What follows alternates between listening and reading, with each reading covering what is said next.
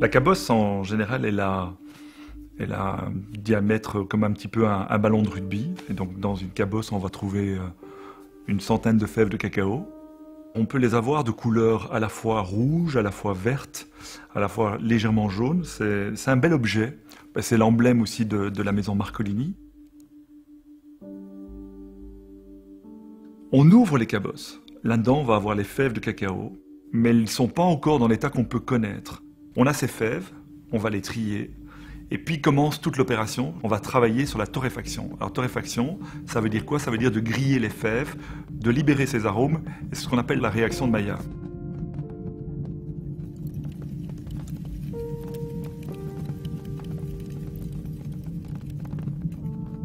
La plus grande difficulté ici, en tant que chocolatier, c'est aussi de faire comprendre que quand on a des fèves qui viennent d'un pays, qui ont une identité, c'est que pendant tout le parcours, tout le processus jusqu'à la tablette, on ait respecté le goût original de base.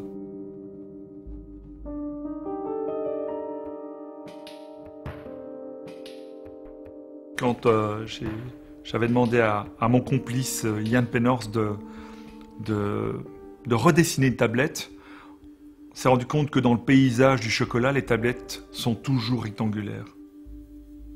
Quand on parle et qu'on offre du chocolat, on dit toujours « Est-ce que tu peux me passer un carré de chocolat ?»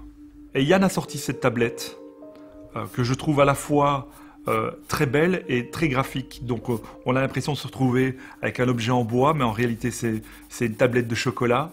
On a l'impression de se retrouver avec les fameux jeux où on déplaçait les lettres, mais ça reste toujours une tablette de chocolat.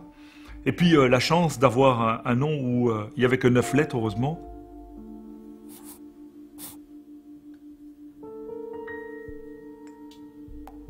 Les grands crus de propriété, si j'ai eu cette idée, c'est à un moment donné en me posant la question si demain matin on m'offre une bouteille de vin, un vin français par exemple, en me disant vin français, ça me dirait absolument rien.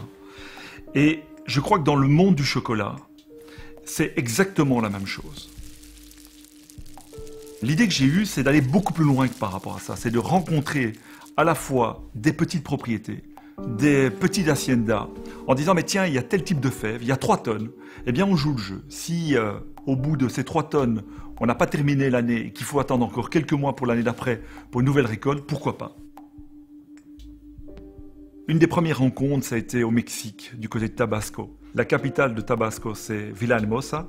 Et il y a une dame qui s'appelle Carla Echevarria et qui a une petite plantation de fèves de cacao, ce qu'on appelle du porcelana, qui est une fève mais sublime.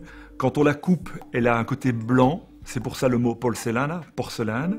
Mais ce qui est important, c'est la façon dont elle a amené, elle a cultivé ses fèves en ne dérangeant en aucun cas sur la qualité.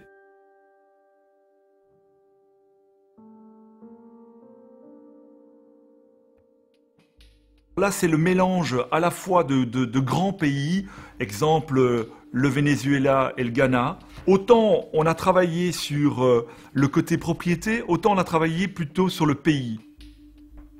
Ça, c'est notre chocolat maison.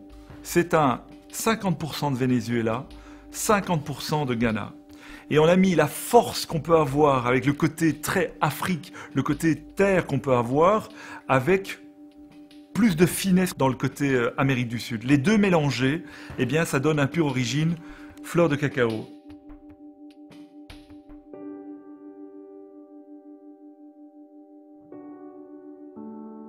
Là, c'est étonnant, on est parti sur le chocolat, avec toujours une très très belle origine, mais on a essayé d'y mettre des petites choses, alors des incrustés, parfois du praliné dedans, et il y a vraiment des choses étonnantes. À des moments précis, on se dit tiens, je mangerai bien un chocolat à midi, je mangerai bien un chocolat le soir ou le matin. Eh bien, c'est ce moment-là de plaisir, on a essayé de le ponctuer pendant toute la journée.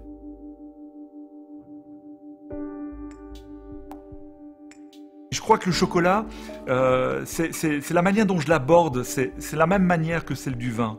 On commence pas avec un grand Bordeaux, on commence pas avec un grand Bourgogne. On commence d'abord avec des jolis vins, des petits vins, des vins frais.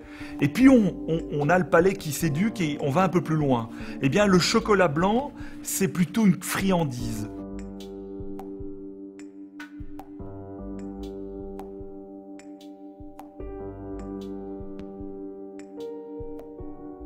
Je peux imaginer qu'on déguste à un moment donné une tablette de chocolat, qu'on se pose des questions en se disant tiens c'est drôle, ce chocolat est différent, il a un peu plus de personnalité, il a un peu plus de goût.